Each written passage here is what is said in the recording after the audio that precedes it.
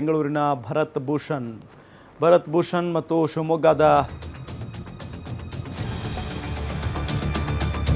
ಮಂಜುನಾಥ್ ಅವರು ಅವರ ಮನೆಯಲ್ಲಿ ಈಗ ನೀರವ ಮೌನ ಆವರಿಸಿದೆ. ಮಧ್ಯಾಹ್ನ 1 ಗಂಟೆಗೆ ಅಂತಿಮ ವಿಧಿವಿಧಾನ ಕಾರ್ಯಗಳು ನೆರವೇರುತ್ತೆ. ನಿವಾಸದ ಬಳಿ ಪೂಜೆಯೊಂದಿಗೆ ವಿಧಿವಿಧಾನವನ್ನು ನೆರವೇರಿಸಲಾಗ್ತಾ ಇದೆ.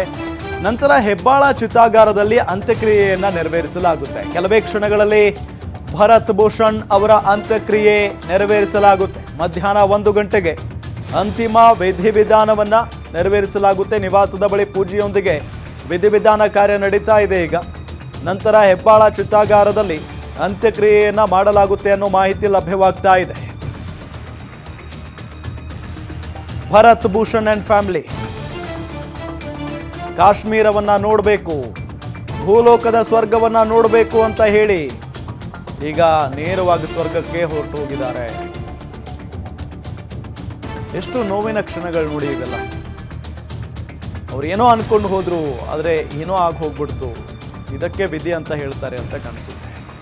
ಬಹಳ ನೋವಿನ ಸಂಗತಿ. ಅವರ ಕುಟುಂಬಸ್ಥರ ಆಕ್ರಂದನವನ್ನ ನೋಡೋದಕ್ಕಾಗ್ತಾ ಇಲ್ಲ. ಅವರ ಇಡೀ ಮನೆಯ ತುಂಬ ಒಂಥರ ನೀರವ ಮೌನ, ಏರಿಯಾ ಫುಲ್. ಎಲ್ಲರೂ ಕೂಡ ಅವರ ಸ್ನೇಹಿತರು ಎಲ್ಲರೂ ಕೂಡ ಇದ್ದಾರೆ. ಪೊಲೀಸ್ ಗೌರವ ಸಲ್ಲಿಸಲು ಸರ್ಕಾರ ಅಧಿಕೃತ ಆದೇಶವನ್ನು ಹೊರಡಿಸಿದೆ. ಮಧ್ಯಾಹ್ನ ನಡೆಯಲಿರುವ ಭರತ್ ಭೂಷಣ್ ಅಂತ್ಯಕ್ರಿಯೆಗೆ ಸಕಲ ಪೊಲೀಸ್ ಗೌರವವನ್ನು ಸಲ್ಲಿಸಲಾಗುತ್ತೆ. ಪೊಲೀಸ್ ಗೌರವ ಸಲ್ಲಿಸುವುದಕ್ಕೆ ಸರ್ಕಾರ ಅಧಿಕೃತವಾಗಿ ಆದೇಶವನ್ನು ಕೂಡ ಹೊರಡಿಸಿದೆ. ಮಧ್ಯಾಹ್ನ ನಡೆಯಲಿರುವ ಭರತ್ ಭೂಷಣ್ ಅವರ ಅಂತ್ಯಕ್ರಿಯೆಗೆ ಸಕಲ ಪೊಲೀಸ್ ಗೌರವವನ್ನು ಸಲ್ಲಿಸಲಾಗುತ್ತೆ. ಪೊಲೀಸ್ ಗೌರವ ಸಲ್ಲಿಸುವುದಕ್ಕೆ ಸರ್ಕಾರ ಅಧಿಕೃತ ಆದೇಶವನ್ನು ಹೊರಡಿಸಿದೆ. ಈಗಾಗಲೇ ಬಹಳಷ್ಟು ಜನ ಗಣ್ಯರೆಲ್ಲ ಬಂದು ಅಂತಿಮ ದರ್ಶನವನ್ನು ಪಡೆದುಕೊಂಡಿದ್ದಾರೆ. ಸದಾನಂದ ಗೌಡರನ್ನ ನಿಮಗೆ ತೋರಿಸ್ತಾ ಇದ್ದೀವಿ. ಅಂತಿಮ ದರ್ಶನವನ್ನು ಪಡೆದುಕೊಂಡಿರುವುದು ಸದಾನಂದ ಗೌಡರು. ಎಲ್ಲರೂ ಕೂಡ ಬಹಳಷ್ಟು ನೋವಿನಲ್ಲಿದ್ದಾರೆ, ಬಹಳಷ್ಟು ಆಕ್ರೋಶದಲ್ಲಿದ್ದಾರೆ. ನೋಡಿ, ಅವರ ಪತ್ನಿ, ಪಾಪ ಅವರ ಕುಟುಂಬಸ್ಥರು ಎಲ್ಲರೂ ಕೂಡ ಕಣ್ಣೀರಿಡ್ತಾ ಇದ್ದಾರೆ. ಯಾಕಾದರೂ ಹೋಗ್ಬಿಟ್ವೋ ನಾವು ಅನ್ನೋ ನಿಟ್ಟಿನಲ್ಲಿ ಒಂದು ಕಡೆ, ಆದರೆ ಹಿಂಗಾಗುತ್ತೆ ಅಂತ ಪಾಪ ಯಾರಿಗೆ ಗೊತ್ತಿರೋದು ಸಾಧ್ಯ ಹೇಳಿ. ಅವರ ಮೃತದೇಹ ಯಾವಾಗ ಬೆಂಗಳೂರಿಗೆ ಬಂತೋ ಬಹಳಷ್ಟು ಜನ ಅವರ ಮನೆಗೆ ಹೋಗಿ ಅಂತಿಮ ದರ್ಶನವನ್ನು ಪಡೆದುಕೊಂಡು ಹೋಗ್ತಾ ಇದ್ದಾರೆ. ಬಹಳ ಪ್ರಮುಖವಾಗಿ ರಾಜಕೀಯ ಗಣ್ಯರು ಕೂಡ ಆಗಿರಬಹುದು, ಜೊತೆಗೆ ಅವರ ಸ್ನೇಹಿತ ಬಳಗರು, ಅಂದರೆ ಅವರ ಗೆಳೆಯರ ಬಳಗದವರು ಎಲ್ಲರೂ ಕೂಡ ಬಂದು ಅಂತಿಮ ದರ್ಶನವನ್ನು ಪಡೆದುಕೊಂಡು ಕಣ್ಣೀರಿಡ್ತಾ ಇದ್ದಾರೆ ಪಾಪ ಪ್ರತಿಯೊಬ್ಬರು ಕೂಡ. ಭರತ್ ಭೂಷಣ್ ಅವರ ಬಗ್ಗೆ ಅವರ ಸ್ನೇಹಿತರೆಲ್ಲ ಮಾತನಾಡ್ತಾ ಇರೋದನ್ನು ಕೇಳಿಸ್ಕೊಂಡ್ವಿ. ಭಾಳ ಒಳ್ಳೆಯ ಮನುಷ್ಯ ಸರ್, ಏನೇ ಕಾರ್ಯಕ್ರಮಗಳಿದ್ರು ಮುಂಚೂಣಿಯಲ್ಲಿ ನಿಂತು ಅದನ್ನೆಲ್ಲ ಮಾಡಿಕೊಡ್ತಾ ಇದ್ರು, ಜವಾಬ್ದಾರಿಯನ್ನು ತೆಗೆದುಕೊಳ್ತಾ ಇದ್ರು, ಏರಿಯಾ ಸಮಸ್ಯೆ ಅಂತ ಅಂದರೆ ಮುಂದೆ ಇರ್ತಾ ಇದ್ರು, ಈ ರೀತಿಯಾಗೆಲ್ಲ ಹೇಳ್ತಾ ಇದ್ರು ಅವ್ರ ಸ್ನೇಹಿತರು. ಪಾಪ ಪತ್ನಿ ಮಕ್ಕಳ ಜೊತೆಗೆ ಕಾಲ ಕಳಿಬೇಕು ಅಂತ ಹೇಳಿ ಹೋದಂಥ ಸಂದರ್ಭದಲ್ಲಿ ಇಂಥ ಘಟನೆಯಲ್ಲಿ ಅವರು ಬಲಿಯಾಗಿರೋದು ದುರ್ದೈವ. ಭಾಳ ನೋವಿನ ಸಂಗತಿ ಇದು. ಕುಟುಂಬಸ್ಥರ ಆಕ್ರಂದನವನ್ನು ಗಮನಿಸ್ತಾ ಇದ್ದೀವಿ. ಘಟನೆ ನಡೆದು 2 ದಿನ ಆದರೂ ಕೂಡ ಅವ್ರ ಕಣ್ಣೀರು ಮಾತ್ರ ಸ್ಟಾಪ್ ಆಗ್ತಾ ಇಲ್ಲ. ಅವರನ್ನೇ ನೆಚ್ಕೊಂಡು ಕುಟುಂಬ ಇರುತ್ತೆ. ಈಗ ಅವರೇ ಇಲ್ಲ ಅಂದಾಗ ಇಡೀ ಕುಟುಂಬನೇ ಅನಾಥ ಆಗಿ ಹೋಗ್ಬಿಡುತ್ತೆ. ಅವರ ತಂದೆ ತಾಯಿಗಳಿಗೆ ನಿನ್ನೆ ಮಧ್ಯಾಹ್ನದವರೆಗೂ ವಿಚಾರ ಗೊತ್ತಿಲ್ಲ.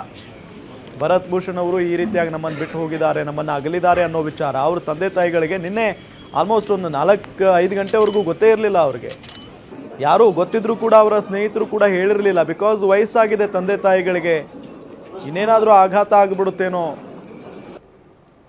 ತೊಂದರೆ ಆಗಿಬಿಡುತ್ತೇನೋ, ಅದನ್ನು ಹೆಂಗೆ ಸ್ವೀಕರಿಸ್ತಾರೆ ಹೆತ್ತ ತಂದೆ ತಾಯಿಗಳು, ಈ ರೀತಿಯಾಗೆಲ್ಲ ಯೋಚನೆ ಮಾಡಿ ಕೊನೆಗೆ ಹೇಳಲೇಬೇಕಾದಂಥ ಅನಿವಾರ್ಯತೆ ಬಂದ ತಕ್ಷಣ ಅವರಿಗೆ ಹೇಳಿರೋದಷ್ಟೇ. ಆದರೂ ಕೂಡ ಅವರ ಕುಟುಂಬಸ್ಥರು ಬಹಳ ಗಟ್ಟಿ ಇದ್ದಾರೆ, ಸ್ಟ್ರಾಂಗ್ ಇದ್ದಾರೆ, ಎಲ್ಲವನ್ನೂ ಎದುರಿಸಿರೋದು. ಇನ್ನು ಮತ್ತೊಂದು ಕಡೆ ಅಂತೂ ಶಿವಮೊಗ್ಗದ ಮಂಜುನಾಥ್ ಅವರ ವಿಚಾರಕ್ಕೆ ಬರೋದಾದರೆ, ಅವರ ಪತ್ನಿಯ ಎದುರೇ ಮಂಜುನಾಥ್ ಅವರನ್ನು ಗುಂಡಿಕ್ಕಿ ಕೊಲ್ಲಲಾಯಿತು. ಈ ದೃಶ್ಯದಲ್ಲಿ ನಿಮಗೆ ತೋರಿಸ್ತಾ ಇದ್ದೀವಿ. ಬಿಜೆಪಿಯ ರಾಜ್ಯಾಧ್ಯಕ್ಷ BY ವಿಜಯೇಂದ್ರ ಅವರು ಕೂಡ ಆಗಮಿಸಿದ್ದಾರೆ. ಮುನಿರತ್ನ ಅವರಿದ್ದಾರೆ. ರಾಜಕೀಯ ನಾಯಕರೆಲ್ಲ ಆಗಮಿಸಿ ಅಂತಿಮ ದರ್ಶನವನ್ನು ಪಡೆದುಕೊಂಡು ಹೋಗಿರೋದನ್ನು ಗಮನಿಸ್ತಾ ಇದ್ದೀವಿ. ಬೆಳಗ್ಗೆಯಿಂದಲೂ ಕೂಡ ಬಿಜೆಪಿಯ ನಾಯಕರ ಆಗಮನ ಆಗ್ತಾನೇ ಇದೆ. ಬಿಜೆಪಿ ಮಾತ್ರ ಅಲ್ಲ, ಕಾಂಗ್ರೆಸ್ ನಾಯಕರು ಕೂಡ ಆಗಮಿಸಿದ್ರು, ಅಂತಿಮ ದರ್ಶನವನ್ನು ಪಡೆದುಕೊಂಡಿದ್ದಾರೆ. ರಾಜಕೀಯವಾಗಿ ಏನೇ ಇರಲಿ ಭಿನ್ನಾಭಿಪ್ರಾಯಗಳು, ಆದರೆ ಇಂಥ ಘಟನೆಗಳಾದಾಗ ಎಲ್ಲರೂ ಕೂಡ ಒಗ್ಗಟ್ಟಿನಿಂದ ಇರಬೇಕು, ಆ ರೀತಿಯಾಗಿ ನಡೆದುಕೊಳ್ತಾ ಇದ್ದಾರೆ. ಶಿವಮೊಗ್ಗದಲ್ಲಿ ಒಂದು ಕಡೆ BY ರಾಘವೇಂದ್ರ ಅವರು ಆಗಮಿಸಿದ್ರು, ಬೇರೆ ಬೇರೆ ಶಾಸಕರು, ರಾಜಕೀಯ ನಾಯಕರೆಲ್ಲರೂ ಕೂಡ ಇದ್ದರು. ಇಲ್ಲಿ ಭರತ್ ಭೂಷಣ್ ಅವರ ಕುಟುಂಬಸ್ಥರ ಜೊತೆಗೆ ನಿಂತ್ಕೊಂಡು ಧೈರ್ಯವನ್ನು ತುಂಬುವಂಥ ಕೆಲಸವನ್ನು ಮಾಡಿದ್ದಾರೆ BY ವಿಜಯೇಂದ್ರ ಅವರು. ನಾವೆಲ್ಲ ಇದ್ದೀವಿ, ಧೈರ್ಯವಾಗಿರಿ ಅನ್ನೋ ನಿಟ್ಟಿನಲ್ಲಿ ಹೇಳಿದ್ದಾರೆ. ಸರ್ಕಾರದಿಂದಲೂ ಕೂಡ ಧೈರ್ಯ ತುಂಬುವಂಥ ಕೆಲಸ ಆಗಿದೆ.